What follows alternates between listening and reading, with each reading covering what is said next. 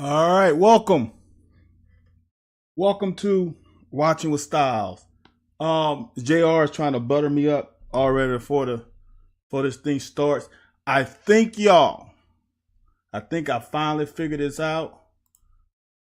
I think I'm live on Instagram now. Uh, I don't have that many followers because I really didn't use Instagram. I'm one of these old farts. I am a 1900s baby. So I might have to send out a tweet or something about how to follow me on Instagram. I think my Instagram handle is LA Bluegrass. If you don't understand what LA Bluegrass means, I I can't help you with that one. I mean, I think it's self-explanatory, LA Bluegrass. So, look, man, last week I missed a session. I was out of town at summer track meet and I missed my I was doing those breakdowns of Rival.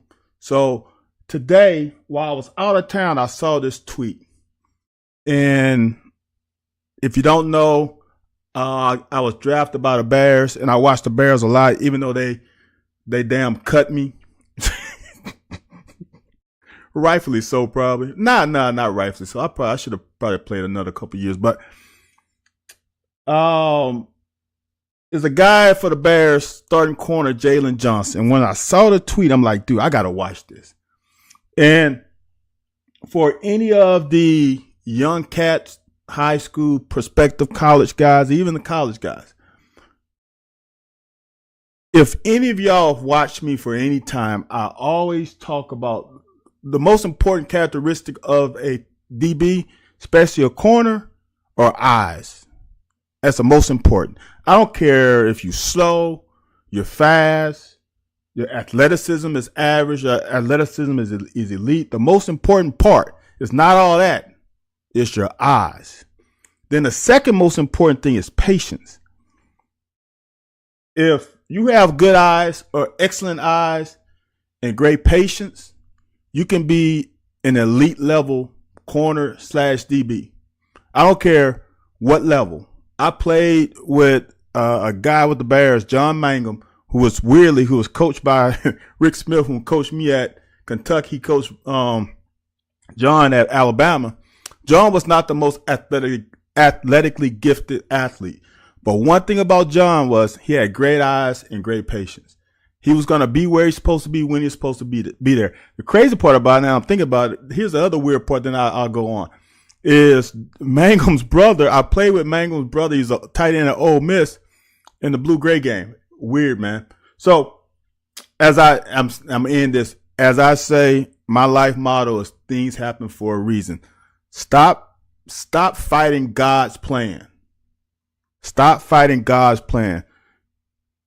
God pushed you in this place for a reason. I was where I was supposed to be when I was supposed to be there, and I was not supposed to be a 8 to 10 year NFL player like I wanted to be. But when I got cut, I didn't fight it. That's just a little nugget. All right, y'all. Patience and eyes. All right.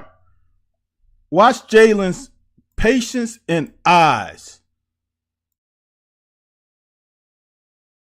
Look at the receiver doing all of this mumbo jumbo at the line of scrimmage. What does Jalen do? Punch step inside. He punch steps inside to try to protect his leverage. All right? Think about it. He punch steps inside just so if this guy hits and then goes, he can hit and hopefully jam him with that hand, right? But watch the patience. All that, look at all that. All that shoulder action, where his eyes are. His eyes are down at the hips. The hips are not going to lie. All right? Let's look at it.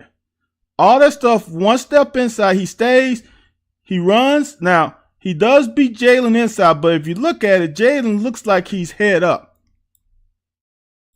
This foot right here doesn't look like it's inside of that foot. It looks like I can draw a straight line from foot to foot. All right? So he's probably stacked them. So with all this action, he doesn't move. stays patient. All right. Now, here's the key part about all of this. And it's hard for a DB. If he beats you inside, you cannot jam with that arm because then it locks that hip. If he beats you inside, you got to jam with that arm, which then allows that hip to open up. Simple physics. Watch. He gets him inside. He jams him with this arm, and now he rides him to the inside. Perfect. But I just want to harp on this. I'm going to play it in fast motion. Watch the patience in Jalen when the receiver is doing all this Just watch. He doesn't bail or doesn't fall for all this shoulderness. That's not a word, shoulderness, but just watch. Dude, this is so hard to do, but if you get it, see all that back and forth, and a lot of DBs would mirror his dance. And if you mirror his dance, you're going to always be a beat behind. He knows where he's going. You have no idea. You're reacting off his move. So if he goes right, left, then go, you're going to be a little bit behind, and he's going to be way inside of you. But if you're patient and you let him dance, we are not a tandem dance group. You are waiting for him to attack you down the field before you react. Just watch. Dude, that's damn near perfect. Now, this motion stuff is hard because that means the wide receiver's off the line of scrimmage. And now it's hard to get a jam, but in the NFL, you got to stay close because after that yard line, you can't touch him. All right. Let's see what happens. Still head up. Just watch the patience, man. Look at all that dancing. And he stays inside the whole time. All this dancing, he stays on his line, shoulder square the entire time. Look at that. Now, when he goes inside, he reacts. Dude, let me play a fast motion. This is why I can't remember how much the Bears signed him for. This is why this guy's making a shit ton of money. Because of this, man. Quality reps. See that? Look at that. He just keeps backpedaling. The receiver's going nowhere with all those shoulders fakes. You just keep backpedaling. Keep your shoulders square. Because so then, when he breaks, you're not giving. If I open up this way, he can get me back outside. Because then I have to speed turn. But with my shoulders square, I don't have to speed turn. Speed turn is your last ditch effort to stay with the receiver. You would rather stay with your shoulders square, and then if you have to punch him with a hand, you can punch him. Boom. See that? Punch. He's inside of 5 yards because of the patience. He never freaked out. Same thing here. Now, I think he's playing trail. I don't think I got this. I don't think this was filmed from the start. I think this is just a trail drill. So the receiver's lined up in front of him. He's just trailing. Again, it's patience at the top of the route. Top of the route, I'm going to stay inside, and I'm going to allow him to make a move. Because here's the deal. If the quarterback is here and the receiver runs an out route, you don't want to run with them, right? Here's a little secret. If you can get to this level, the ball has to go that way, right? The shortest distance for a DB is to try to steal it here. See that? You want to cut that might be a little too aggressive. You want to cut about right there if you're trying to get the ball. If you're in good enough shape to cut that ball off, running alongside of him, you have no shot. All right? If this receiver breaks here and you're just going to run along with him, you will never get there. The secret is to try to break at an angle in front and bypass the line of the ball. Here's the other thing. Here's the other thing as a DB that you have to succumb to. If this receiver runs an out route and a quarterback throws it here, you have no shot. A great pass beats great defense every time. You have no shot. Because remember, you're reacting off of the receiver. You are going to be behind them naturally. Now, if you're in a spot and you trailing, so you already, the receiver's here. Well, let me change colors. Let me see if I can do this. The receiver's here, and you're underneath, and the path of the ball is here. Right? Let's say the path of the ball is here. And you're only underneath because you have probably a safety over the top protecting you on the deep ball. So now if you're already underneath and you break here, you have a shot because you have someone over the top in case you miss it. Especially y'all bracketing. If this is a real good receiver and y'all playing 2-on-1, just a little words of advice. You have to know at all times as a DB, here's like checklist. You need to know the weakness, the strength of the defense of all times. You know where's your help. You need to know where's your help. All right. You also need to know your teammates. This is something that I had to learn big time. Since I'm a Kentucky guy, and I know some of you have watched Kentucky football when I played, Melvin Johnson was a great safety. But Melvin Johnson forced corners to play more of the scheme because Melvin was not, I don't know how many interceptions Melvin had. He didn't have many, and he wasn't great sideline to sideline. Melvin would come and tear your damn head off, but sideline to sideline, he was good. I played with a guy after Melvin named Reggie Rusk. Now, that was a guy where I could take chances because I knew he had the speed to make up for my F up if I didn't make the play. And I was the guy who would say, hey, I think I know what they're going to run this series. If they come out in this formation, I'm going for it. Reggie, I need you to help me out.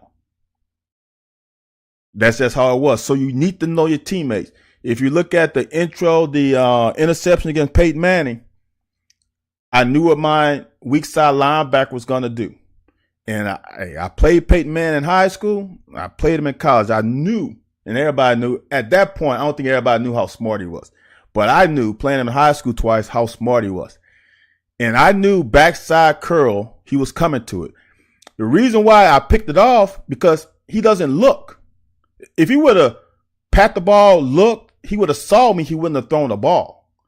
But he read front side, cover 3.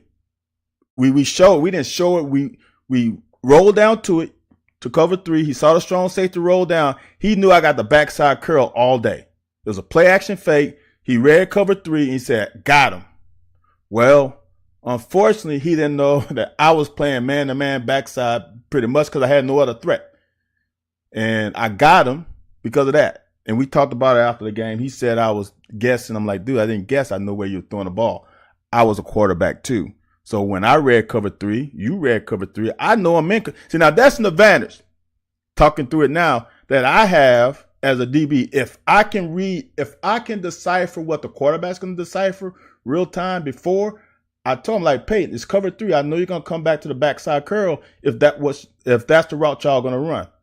Other thing, young guys, I knew the formation. I knew their tendencies. They was on our right hash.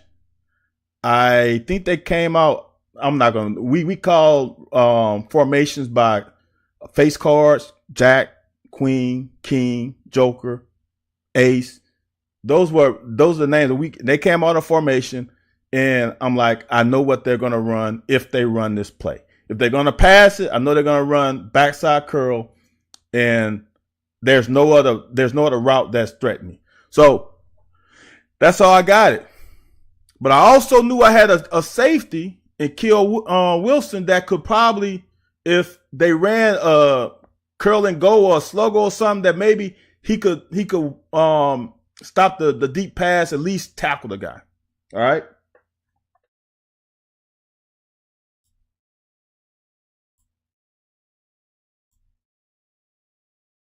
So this is just a drill, right? You can press him with that arm if he's going outside. See how the hips are naturally open? See how this hip is open naturally?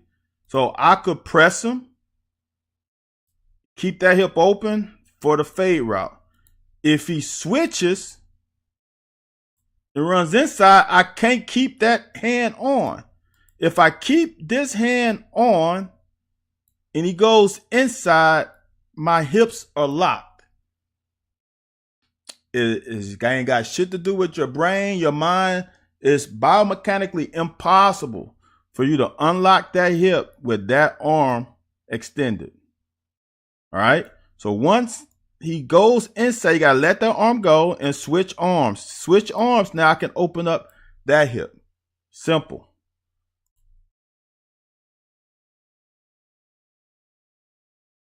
So now Jalen, it looks like he's playing inside. He is protecting the inside. I don't care all this mumbo jumbo he's doing. I'm going to make sure I got leverage inside. They might be in two man. So in two man, you have a safety probably about right here. So you're going to funnel him here because the middle of the field in cover 2 is a weakness. I'm just throwing out stuff, y'all. I'm not sure what the drill's based off of, but look, patience. Look all the wiggle here. He's not dancing with him.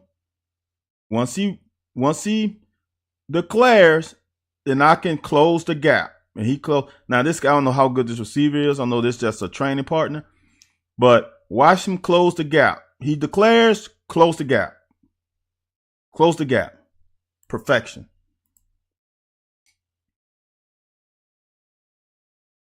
Okay. So as a DB, you have to switch it up. So you saw the other ones when the guy came in motion, he soft pedal. Well, on this one, he's going to come in motion. He's going to blitz him. You got to switch it up. You can't throw fastballs all day because eventually the hitter's going to sit on dead red and going to knock it out the park. Same here. A good NFL receiver, you play the same technique every time, he's going to get you. So he blitzed him. Good hands. Same. So see the difference now? Comes in motion. He doesn't blitz him. He soft pedals. That is, y'all, that's elite work. I want the young guys to understand. I'm going to go back to the first one. I want the young guys to understand the most important thing, especially in press man, is patience. Patience. Don't go for all that wiggle. Stand on business. I'm trying to speak in y'all terms, young kids' terms. Stand on business and let him declare and react. Now you can't be a slow reactor. Be patient. Allow him to declare. All this means nothing. That's trying to get you off your square to overcommit there, and now he's got you, right? Protect, play your leverage. If you have inside leverage, protect your inside leverage. Make them running outside. Outside's a longer throw anyway. Make them run an outside route. Now, if you got outside leverage, that means you probably got a safety in the middle of the field. Funnel him to the middle of the field. Protect your leverage. Know your leverage and protect it. It's that simple. All right. That's all I got. I don't know if I'm going to go today or tomorrow. I don't know. I need to catch up with my Rivals 101 DBs and receivers. And I figured something out as I'm out of here. Rivals has part 1 and part 2. One of the parts is more leaning to the receiver. The other part is more leaning to the DBs. So when you watch one, I'm going to let you know who's going to win, because it's crazy how I was watching one a few minutes ago. I'm like, man, the receivers are cooking the DBs. Then I watched the part 2. Then I'm like, okay, it evened out. So hope everybody had a good 4th. Again, go over and follow me on Instagram. I don't even know how many followers I have, if I have any. LA Bluegrass. Hit a brother up. I'm trying to get all social media avenues. Your boy might go to TikTok soon.